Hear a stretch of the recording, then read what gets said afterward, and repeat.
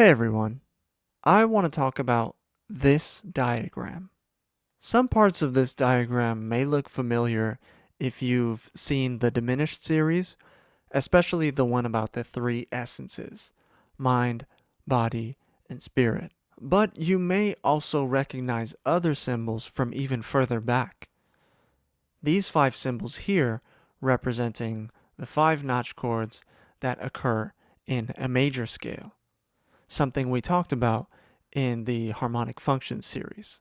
But if after seeing these symbols in my videos, you've had questions about what they actually represent, then I'm hoping we can clear up some things through taking a look at this diagram and what it means.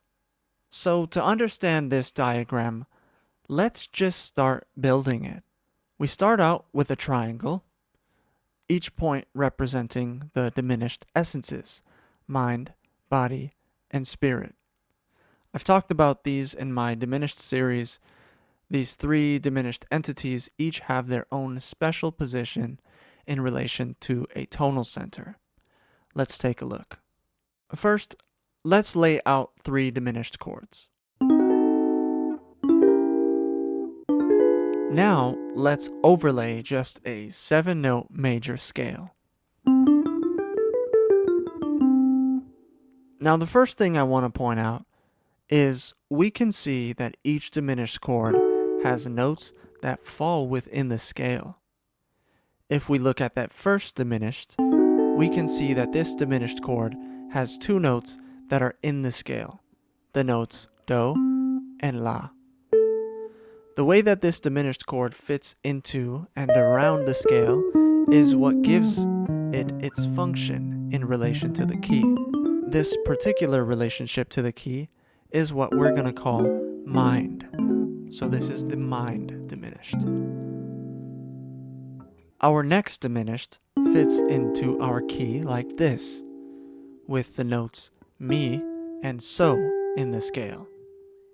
This piece of the puzzle is the diminished function that we call body, which leaves us with our last diminished essence, spirit. This diminished containing the notes Ti, Re, and Fa. Okay, so if we take those notes that we just talked about, the notes of the diminished chords that fall within the major scale, we can combine them to get different chords of the major scale. And in particular, we're going to focus on the 5 notch chords. And the way we're going to do that is by taking scalar notes of 2 diminished chords and combining them to get a new kind of hybrid chord. And that will be our notch chord. So let's take a look at an example. If we take the mind notes Do and La, combined with the body notes Mi and So, then we have a 4-note chord that sounds like this. And we're going to call that tonic. So this symbol being placed between those 2 essences represents the fact that it's made up from their notes. It's like mind and body are the diminished parents of tonic. Similarly, we can take those 2 same mind notes and combine them with 2 notes from spirit. Then we'll get this 4-note chord. This chord is what I call mimic, represented by this symbol. And again, this symbol lives in this space right between its 2 diminished parents, representing the fact that it has 2 notes from each parent. Now let's do that same process on the opposite side, combining the body notes of the scale Mi and So with 2 spirit notes, this time being Ti and Re. I tend to call this function lenient, and the reason I call it that is because it's forgiving. It lets you get away with a lot. So let me explain what I mean. If you're playing in a way that emphasizes the 4 notes of this chord, then it kind of doesn't matter what other chord of the major scale is playing under you. It will still pretty much sound good. You probably won't sound like you're necessarily hitting the changes exactly, but it probably won't sound like you're hitting super obvious mistakes. So that's why I call it lenient, because no matter what chord of the major scale is playing under you, if you play this function over top of it, it'll probably let you get away with it. Alright, so these three chords form a sort of trinity of their own, because they're all the same quality. They're all major sixes or minor sevens, depending on how you look at them, and they're all made of two notes from either of their diminished parents. We're almost done. We have two more notch chords in the scale that we can form. This time, let's take all three spirit notes and combine it with one mind note. That will give us this sound, represented by this symbol. I've been calling this one Ampliar, and there's not really the same sort of cool logic behind this name that we talked about before. I just named it Ampliar because I think about it as amplifying the sound of a resolution to tonic. Now this chord is the naturally occurring half diminished, or minor 6, that exists within the major scale. Like mimic, it's also a mix of mind and spirit, but because it has more spirit notes than mind, that's why it's on the lower half of the diagram, closer to spirit. Alright, last but not least, we have orbital, or what is called the dominant in orthodox theory. This is the diagram's left side counterpart of Ampliar.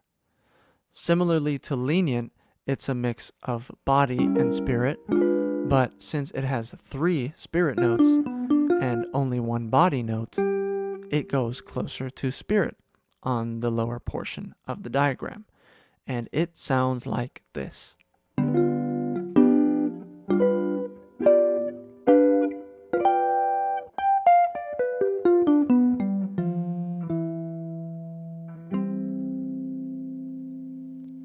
Keep in mind that some of these names are kinda just placeholders so that I have something to call them until I come up with, or we come up with, something better. Ampliar and Orbital in particular being names that I'm eager to change at some point. Okay, let's quickly go through this diagram and put it into a specific key. Let's pick A flat. So firstly, in this key, our mind chord is fire. Our body chord is earth. And spirit is wind. Tonic is A flat major 6 or F minor 7. Doesn't matter what you call it now that we know how it's built. Same for mimic, which in this key is D flat major 6 or B flat minor 7, which lives here. On the lenient side, we have E flat major 6 or C minor 7, which completes our inner triangle. Then we have the 2 lower notch chords. Ampliar on the right, that's B flat minor 6 or G half diminished, and Orbital on the left, E flat 7. Alright, at this point, you may be wondering, who cares? Especially if you've studied some of Barry Harris's ideas, you might be thinking, I know that a major 6 chord is 2 pairs of notes from different diminished chords. I already know that. I know that both dominant and minor 6 have 3 notes from one parent and only 1 note from the other parent. So why else is this model useful? Why should I know about this diagram? Well, I'll tell you a couple of ways that I view this diagram to see some more useful patterns and relationships. One thing I like to do is take different triangles that show us a relationship that I've been calling cousin chords and a diminished that connects them. Maybe I'll go more in depth in a future video, but to be very basic, cousin chords are pairs of notch chords that sound nice together because they give you 2 voices moving, like this.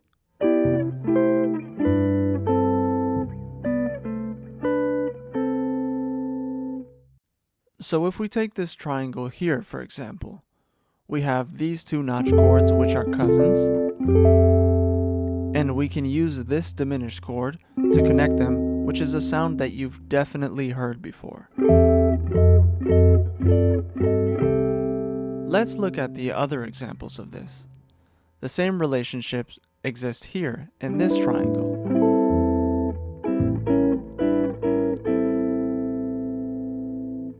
Here in this triangle, the relationship isn't quite the same because between these two chords, 3 voices move, not just 2. But maybe it still sounds nice, right? It's just not quite the same relationship as before. If we check out the other notch chords though, we can get this same kind of relationship where 2 voices are moving. But the triangles will look a little bit different because these 2 notch chords have more spirit notes. Over here we have this relationship between Ampliar and Leniant with spirit as the passing diminished. And lastly, we have this triangle with mimic and orbital, and spirit again being the connecting diminished. Let's look at one more thing in this diagram. Let's isolate just the notch chords. Here we can see that tonic is at the top, and the further we go down, the less notes in common with tonic we have. These chords have 2 notes in common with tonic. These on the bottom only have 1. Okay, and with that, I think we have enough to end the video here. If you've made it to the end, subscribe if you're not subscribed, like the video if you like, share this around, definitely leave comments letting me know your thoughts, questions, ideas for future videos, and if you're interested in discussing stuff like this in a group, you should join my Discord server.